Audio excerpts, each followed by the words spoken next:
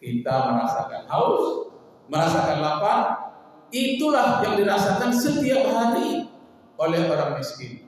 Cuma bedanya orang-orang miskin susah itu tidak ada tantangan yang mau dimakan.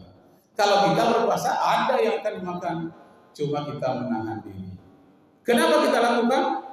Pertama supaya kita merasakan, yang kedua supaya lebih mendekatkan diri kita kepada Allah sesuai dengan ujung ayat surat Al-Baqarah ayat 182, la'allakum tattaqun. Mudah-mudahan kamu menjadi orang yang bertakwa. Nah, sudah 3 orang yang membuat istrinya tertimbun, termenung kemudian di Indonesia. Nah, siapa yang membuat istrinya tertimbun? Bung Hatta, asal dari Sumatera Barat. Saya tidak akan menikah sebelum Indonesia merdeka, katanya. Dan dia selalu puasa dan menolak untuk hidup bermewah-mewah. Padahal kalau dia mau jadi wakil presiden seumur hidup bisa, tapi dia menolak. Begitu nampaknya kabinet berikutnya banyak diisi oleh orang-orang yang ateis, dia memilih mundur. Aku tak bangga, katanya, dengan pangkat di dunia. Aku lebih memilih hidup tenteram, sederhana di dunia, dan aku mengharapkan bahagia di akhirat. Nah, Pak Ibu tahu, malam ini malam 27 Ramadan, malam Lailatul Qadar. Saya mau tanya sama Bapak Ibu, malam Lailatul Qadar itu sekilas muncul ya. Kalau kita ketemu ya, doakan satu saja. Doa, tak sempat banyak-banyak. Kalau nanti ketemu, mana tahu Pak, ketemu dengan Lailatul Qadar, doa paling singkat didoakan. Apa yang Ibu doakan? Abu, kalau Bapak apa? Hah? Oh, kehidupan yang berkah. Ya, boleh. Begitu dia singkat, berdoa kita. Apa doa kita? Kayakan aku dunia akhirat. Nah, kan beda ya? Ya Allah, kayakan aku di dunia akhirat. Pendek, saya punya banyak gak sempat. Karena itu rahasia.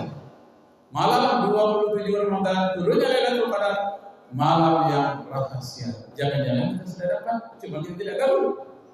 Ciri-ciri orang yang dapat, dia tidak tahu, berubah hidupnya dari yang biasa. Entah ketenangannya berubah, keberkahan dari kata Pak Muslim tadi itu berubah. Ini Pak Muslim ini salah juga saya. Masjid di sana aja, tapi sering kemari. Karena di sini banyak ceramah, kawan saya Pak Muslim. Nah, jadi pada malam Lailatul Qadar ini sempat kita berdoa. Innallaha la yughayyiru ma biqaumin hatta yughayyiru ma bi anfusihim. Allah tidak akan merubah keadaanmu kalau kamu tak berusaha untuk merubahnya. Jadi kalau malam Qadar itu akan merubah nasib kita, kita berubah dulu. Kita merubah usahanya, tingkatkan keyakinan kita bersihkan akidah kita sambil berusaha berdoa kepada Allah. Tampalah berkah umur, berkah rezeki, berkah dalam kehidupan kita sehari-hari. Nah, Bung Hatta adalah orang yang memilih hidup zuhud. Umur 40 tahun baru dia baru merdeka dan baru dia berkeluarga, dan setelah Indonesia merdeka baru dia punya istri. Berkatalah istrinya, namanya Rahmi Hatta, dapat anak namanya Mutia Hatta, sempat jadi menteri ya. Nah, katanya, kenapa abang lambat berkeluarga? Abang orangnya ganteng, duitnya ada, lama kuliah di Eropa, titelnya tinggi, waktu itu dokter Andus tinggi sekali, jarang orang dapat titel dokter Andus. Kenapa lambat? Katanya, aku lebih mencintai masyarakatku, rakyat Indonesia. Kalau aku memilih mewah, aku menjadi anggota DPR, katanya di Belanda. Sambil aku menjadi mahasiswa, aku menjadi anggota DPR, perwakilan koloni. Artinya orang-orang yang ditaklukkan oleh Belanda. Dia perwakilannya. Dia bisa hidup mewah di sana, anggota DPR Belanda. Tapi aku lebih mencintai perjuangan di Indonesia. Tertegun pula istrinya. Waduh, sebegitu hebatnya perjuanganmu untuk memerdekakan Indonesia. Yang keempat, Hamka begitu. karangannya sangat banyak sampai difitnah orang, gajinya besar sekali. Tapi apa kata istrinya? Kenapa engkau malam-malam kau tidak tidur menulis? Aku mengorbankan umurku, tulisanku, ilmuku untuk masyarakat setelah peninggalanku. Ternyata memang hamka, walaupun dia sudah mati, seakan-akan dia masih hidup. Kenapa? Tafsir Al-Azhar yang 30 juz dia selesaikan dalam penjara. Dia kurang makan, kurang minum, tidak apa-apa. Asalkan inspirasinya untuk Indonesia merdeka, untuk umat Islam menambah ilmu pengetahuan agamanya, dia rela berkorban. Masya Allah. Tapi akhirnya dia masuk penjara. Tertegun pula istri. Abang masuk penjara, Bang Hamka katanya, adalah gara-gara Bung Karno, karena dia membiarkan orang menangkap. Tetapi ketika Bung Karno meninggal dunia, dia menulis sedikit di suratnya, kalau aku nanti tolong yang menjadi imamnya adalah Buya Hamka. Padahal gara-gara dia masuk penjara itu, dia pula yang minta Buya menjadi imam. Mau Buya.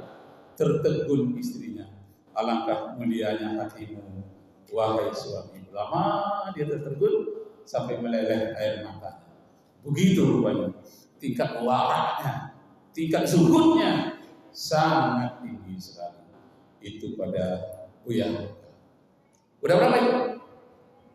Nah, 4. Yang kelima, orang yang membuat istrinya tertegun itu ada Kapolri pertama Republik Indonesia. Kapolri, Sugeng Iman Santoso, Jenderal Sugeng Iman Santoso. Iman Santoso itu artinya keimanan yang membawa bahagia, Santosa ya. Nah, waktu dia masih menjabat perwira, pergi bertugas ke Surabaya, ditanyakanlah kepada anak buahnya. Dia sudah perwira, tanya pada anak buahnya, ada nggak rumah dinas yang masih tinggal? Nggak ada lagi, wahai Pak Jenderal. Kenapa? Semuanya sudah diambil orang, tapi ada tinggal satu. Yang tinggal satu itu kecil, nggak ada orang mau. Oh gitu ya? Tapi ada, anak apalah. Saya selama ini nggak punya rumah, dapat rumah kecil oleh dinas pun nggak apa-apa. Gembira lah dia bangga-banggakan kepada istrinya. Wahai istriku, kita nanti dapat rumah. Kita belum pernah punya rumah walaupun rumah dinas. Senanglah hatinya. Dan istrinya pun antusias. Waduh, dapat rumah kita. Pergilah lihat jalan melingkar-lingkar. Akhirnya sampai di rumah itu tertegun pula istrinya. Padahal antusiasnya menggebu-gebu. Sekali lihat tertegun dia, termenung. Kenapa? Yang dibangga-banggakan oleh suamiku ternyata hanya kecil, ruang tidur dan dapur, ruang tamunya hampir tak ada. Bahagia tuh suaminya. Tapi suaminya melihat istri kok tertegun. Istri kok termenung. Lama dia termenung. Akhirnya dibujuk oleh istrinya. Hidup di dunia ini hanya sementara. Janganlah kita penderitaan seperti ini sementara, bahagia juga sementara. Bersyukurlah kita kepada apa adanya. Lama dia tertegun.